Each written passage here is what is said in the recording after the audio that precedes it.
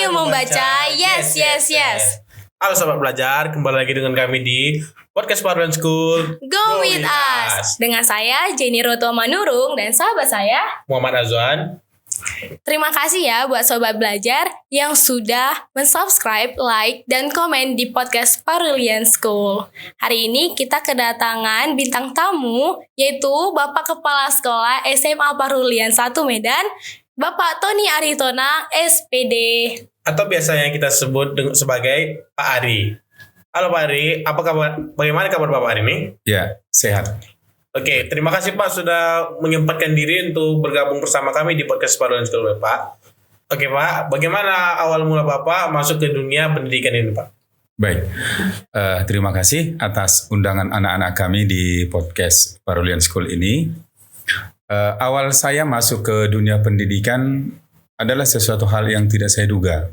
Karena dulu saya bercita-cita memang sebagai pelayan masyarakat.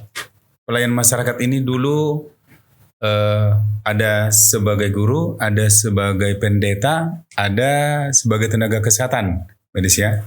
Ternyata Tuhan mungkin mengizinkan saya di dunia pendidikan. Dan bahkan ketika saya mengambil UMPTN dulu ya, kalau sekarang namanya SBMPTN, itu ikut-ikutan sama teman. Artinya ikut-ikutan sama teman, namanya orang dari kampung, kita tidak tahu perkembangan dunia pendidikan ini. Jadi kalau teman dulu menyatakan ke sana kita, ayo. Teman menyatakan ke sana kita, teman ayo. Jadi saya memang memilih jurusan itu karena teman. Tetapi setelah saya masuki dalam dunia pendidikan itu, disitulah saya merasa serius bahwa yang saya geluti itu memang itu yang harus saya seriuskan. Itulah awal saya masuk ke dunia pendidikan.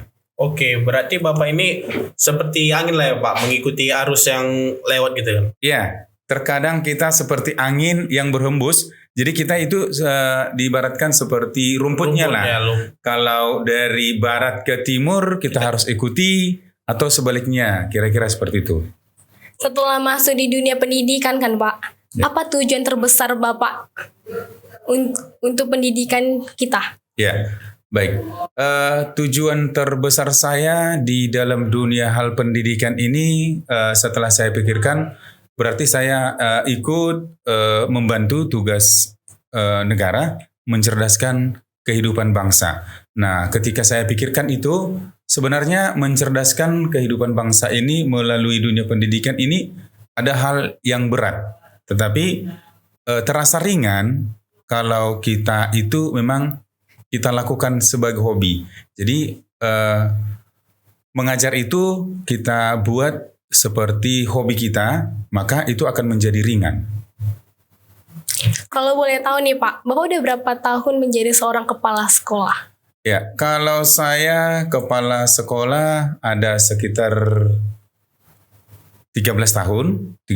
Tapi kalau saya menjadi seorang guru itu sudah 25 tahun.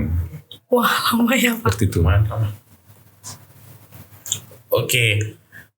Di sekolah ini Bapak tahulah seperti ada siswa-siswa yang baik juga kan. Namun ada juga kan siswa yang bandel atau nakal seperti yang susah diatur. Bagaimana cara Bapak mengatasi siswa-siswa tersebut? Baik, untuk mengatasi siswa yang nakal, artinya sebuah sekolah tidak terlepas dari seorang siswa yang nakal. Iya. Jadi pengalaman saya untuk mengatasi siswa yang nakal itu adalah melakukan pendekatan kepada si anak.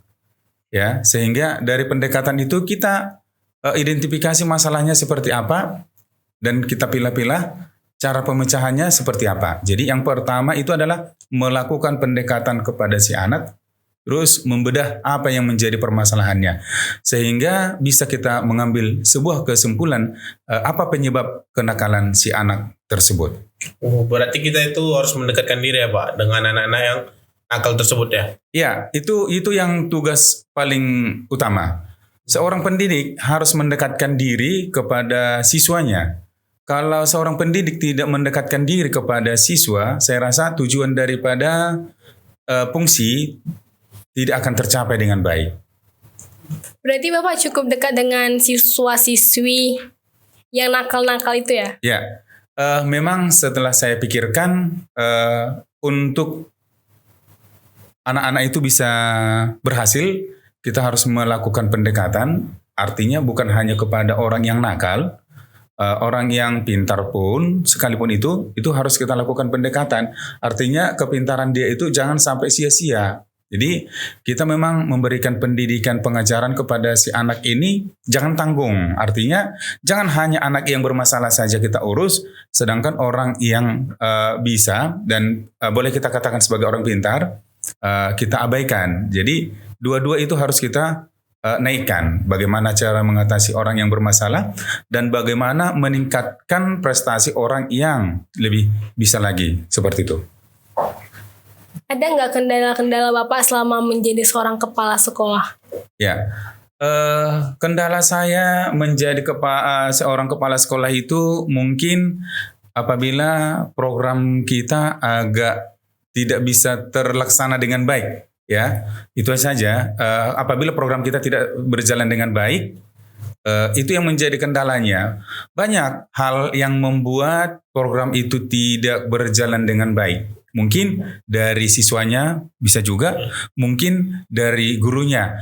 Tetapi semuanya itu jangan jadi sebuah alasan kita buat untuk kegagalan sebuah program. Jadi sedaya dan semampu kita, program itu kita laksanakan sehingga kalaupun ada kegagalan yang kita lakukan itu kita minimalis, ya. Kita perkecil sekecil mungkin. Bahkan kalaupun ada kegagalan, kita buat kegagalan itu menjadi keberuntungan di sisi lain. Seperti itu. Berarti intinya Pak, kita tuh nggak boleh lah terlalu mendalami masalah tersebut ya. Harus memikirkan yang lebih ke depan gitu.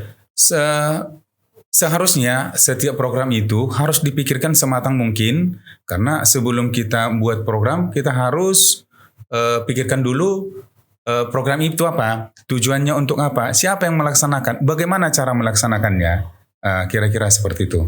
Oke Pak. Jadi ada nggak hal yang Bapak banggakan selama menjabat sebagai apa? Kepala sekolah SMA di Parulian 1 ini? Ya, hal yang membanggakan selama saya menjadi kepala sekolah di SMA Parulian 1 itu adalah ketika saya boleh menghantarkan anak-anak didik sesuai dengan harapan mereka. Mungkin di bangku perguruan tinggi boleh, mungkin yang bekerja juga boleh. Dari hal tersebut mungkin kita akan merasa bangga. Tapi kan Pak, berarti kan ada prestasi-prestasi lain seperti lomba-lomba. Ada nggak prestasi siswa-siswi yang sangat-sangat membanggakan untuk Bapak secara pribadi karena sudah melihat siswi itu bisa menang atau dapat menjuarai atau apa gitu? Oke. Untuk prestasi yang baru kita dapat, kita mendapat juara 2. Wow. Ya, itu saya rasa bukan hanya kepala sekolah yang mendorong itu, tetapi keterlibatan dari semua unsur yang ada di sekolah itu, baik siswanya, baik gurunya, baik kepala sekolah, atau semua stakeholder yang ada di sekolah itu, kalau bekerja sama, maka tujuannya pasti tercapai. Jadi prestasi apapun itu kalau tidak didukung oleh semua unsur, saya rasa tidak akan bisa berhasil. Oke Pak. Kan Bapak seperti yang Bapak bilang tadi melakukan lomba di sekolah lain kan Pak? Iya. Bagaimana perasaan Bapak setelah melihat sekolah tersebut dibandingkan dengan sekolah kita yang ini? Oke, kalau membandingkan sekolah, setiap sekolah itu ada ciri khas tertentu. Tetapi yang saya ambil makna ketika saya ke sekolah tersebut, mungkin ada sesuatu hal yang perlu kita kembangkan dari sekolah itu. Artinya itulah yang harus kita lakukan ketika kita boleh mengunjungi sebuah sekolah. Artinya jangan kita buat perbandingan yang lebih, ya. Karena dari setiap sekolah itu pasti ada kekurangan dan kelebihannya. Jadi kelebihan yang kita kunjungi boleh kita terapkan di sekolah kita. Jadi itulah cara kita kalau kita mengunjungi sebuah sekolah. Jadi begitu Sobat Belajar. dari cerita-ceritanya Pak Ari tadi, ternyata banyak loh hal-hal baik di SMA Parulian yang sudah dilewati Pak Ari selama bertahun-tahun menjadi seorang kepala sekolah. Pak, ada nggak harapan Bapak untuk para sobat belajar yang lagi nonton kita saat ini? Harapan saya sebagai kepala sekolah, yang pertama memang saya merasa berbahagia mendapatkan anak-anak didik saya yang sangat luar biasa, yang mau datang ke SMA Parulian 1 Medan adalah untuk dididik, dibina, sehingga mereka boleh mendapatkan sebuah pengajaran yang sangat luar biasa. Ketika mereka datang kemari, tujuannya adalah untuk mendapatkan pendidikan, pengajaran, maka SMA Parulian 1 Medan bersiap untuk memberikan hal yang terbaiknya. Oke Pak, di sekolah kita ini terdapat beberapa ekskul. Apa saja sih ekskul yang ada di sekolah kita ini Pak? Baik, untuk ekstrakurikuler di Yayasan Pendidikan Parulian 1 itu terdiri dari marching band, yang kedua web media, yang ketiga paskibra, yang keempat ada pramuka, yang kelima ada PKS, yang keenam ada paduan suara, dan yang ketujuh ada olahraga. Olahraga itu terdiri dari renang, futsal, voli, basket. Jadi itulah cara yang kita lakukan untuk membina minat dan kemauan daripada anak-anak di Yayasan Pendidikan Parulian 1. Wow, seru ya Pak. Banyak sekali ekstrakurikuler yang ada di sekolah kita ini. Jadi sobat belajar yang mau gabung bareng kita, ayo segera daftarkan diri kalian. Untuk mengakhiri perjumpaan kita pada hari ini Pak, mari kita ucapkan tagline kita, Podcast Parulian School, Go with us. Saya Jenny Rotua Manurung dan sahabat saya Saya Muhammad Azwan. Terima kasih.